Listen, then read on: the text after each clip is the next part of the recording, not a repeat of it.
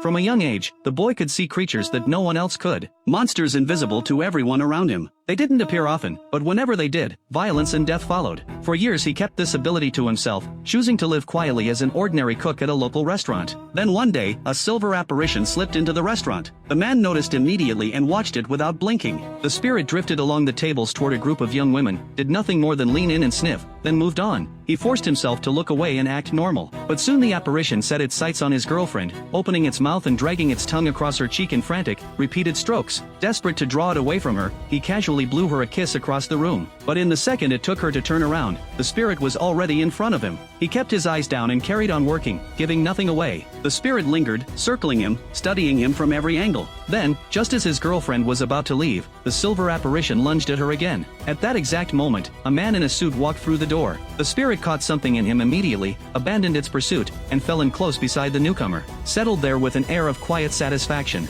More spirits appeared at the entrance, gathering fast. The man in the suit had no idea any of this was happening. Thomas, on the other hand, could barely breathe. Within minutes, the restaurant was overrun. Thomas understood at once that this was serious. Spirits didn't mass together without reason, and the fact that they stayed clustered around the suited man even as he moved toward the exit made one thing clear. Whatever was coming next had everything to do with him. Determined to find out more, Thomas followed the man to a shopping mall and watched from a distance. After the man left, a glowing black void appeared on the floor out of nowhere, and the spirits funneled into it like a flock of birds returning to roost. Thomas trailed the man by motorbike out to a house on the edge of town. When the man left again, Thomas broke in. On the table he found an ashtray with 3 different brands of cigarette ends. The man didn't live alone. As he continued searching, an intense wave of cold swept through the room, passed through a keyhole, and vanished behind a locked door. Thomas steeled himself and pushed it open. Inside was a room as cold as a freezer, its walls hung with birds frozen stiff into specimens, and there on the wall was the same glowing black void. Thomas reached out to touch it, and nearly got pulled in. He wrenched himself free. Black tendrils spread outward from the opening. Thomas ran. He made it outside and pressed himself into a corner to watch. The spirits hadn't left. They had called for more. These eyes that could see what others couldn't had just given him a preview of catastrophe, and bound his fate to the survival of the entire town. Once the last spirit was gone, Thomas went back into the room. It had reset entirely. The frozen birds were alive again, ruffling their feathers on their perches. But the walls were plastered with photographs that turned his stomach,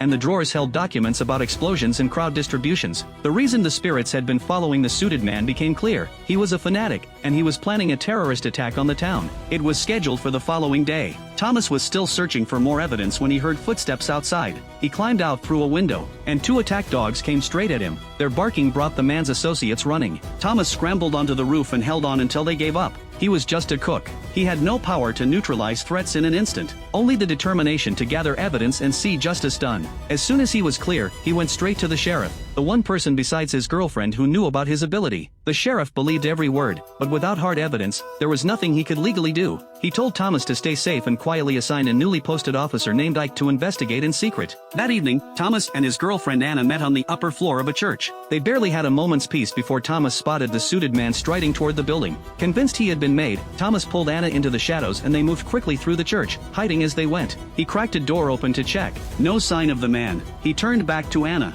At that instant, the large door behind her took a violent, thundering blow, as though something invisible was hurling itself against it in fury. Thomas grabbed her and ran outside, calling the sheriff to come with backup. By the time the sheriff arrived, the church was empty. It had been wrecked. Pews overturned, windows shattered. An officer named Simon came to take Thomas's account. During the conversation, Anna noticed a tattoo on Simon's forearm, a sequence of letters he refused to explain, deflecting with a change of subject. They let it go. On the walk home, Anna felt quiet and seemed close to tears. She told Thomas she had a bad feeling, that she didn't want him involved with the spirits anymore. He was trying to find the right words when a scream cut through the night. A woman was being chased and mauled by 2 large dogs, the same dogs Thomas had seen in the suited man's yard. He ran toward the screaming, but by the time he got there, a shaven-headed man had already shot the dogs. The woman was dead. The sheriff arrived to find that the victim was Ike's girlfriend. When he learned the dogs were linked to the suited man, he issued an immediate warrant for the man's arrest. Thomas went home exhausted, hoping for an hour's rest. He walked into his room and found a revolver on the floor. The bathroom light was on.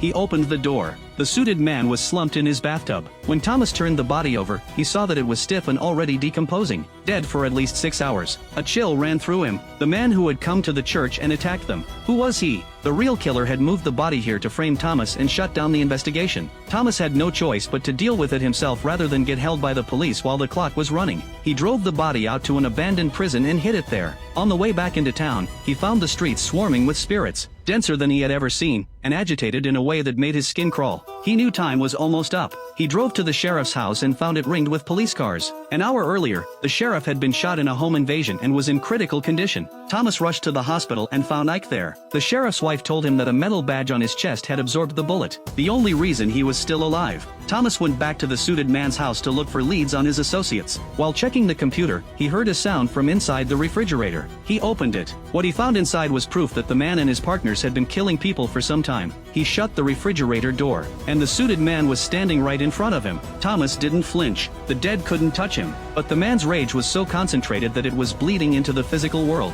Thomas got out fast. Driving back, he turned everything over in his mind. Something wasn't adding up. He returned to the abandoned prison and examined the body more carefully. There, near the wound, he found a tattoo, identical to the one on Simon's arm. The letters stood for Sons of Darkness, a secret organization that worshipped the spirits and sought chaos and killing. The real threat had been hiding in plain sight all along. The timeline snapped into place. Simon had likely killed the suited man before Thomas could get to him. He had to reach the attack site before Simon moved. The most crowded place in town right now was the shopping mall. That had to be the target. At the mall's back entrance, Thomas found Simon's patrol car. He made his way to the security room and found the guards already dead. A masked figure appeared in the doorway. Thomas pressed himself against the wall and waited. He pulled the mask off. It was Ike. The officer sworn to protect the town was part of it. His girlfriend hadn't been a random victim. She had found out about his involvement, and he had silenced her. Thomas picked up Ike's gun and counted the rounds. The shots fired matched exactly with the ones that had put the sheriff in the hospital. There was no time to process any of it. Thomas pushed into the mall to find Anna. The moment he entered, spirits flooded in from every direction.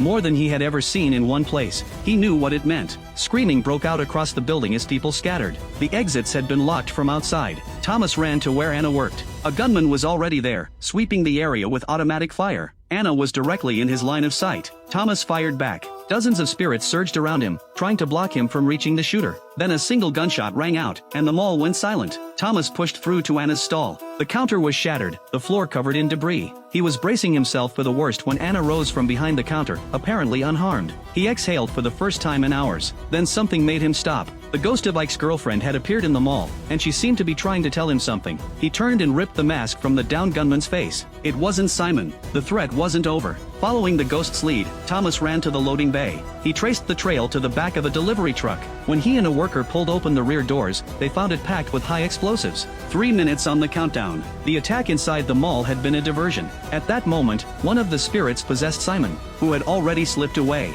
and launched at Thomas. Thomas threw himself into the cab, crossed 2 wires, and got the engine running. He floored it, driving for the exit. Simon's shots grazed him. Simon climbed up onto the outside of the truck. Thomas dodged a second shot, but Simon got the cab door open. With seconds left on the timer, Thomas jumped clear. The truck, with Simon and the ravenous spirits aboard, plowed into a dry drainage channel. The explosion destroyed everything. When Thomas came around, Anna was beside him. Because of what he had done, the town had been spared. He became something of a local hero, and in time, he and Anna settled back into a quiet life. Then one day the sheriff came to his door, and the grief on the sheriff's face said everything before he spoke a word. Anna had not survived the shooting in the mall. She had died that day, behind the counter. The woman who had stood up and come back to him, who had been beside him through everything that followed, had been her ghost all along. He had loved her too deeply, and his extraordinary ability, fused with that love, had conjured an illusion so complete that he had lived inside it for an entire week without knowing. Thomas stood in the room and watched the person he had loved more than anything in his life dissolve into the air like a butterfly taking flight, and vanish from his world entirely.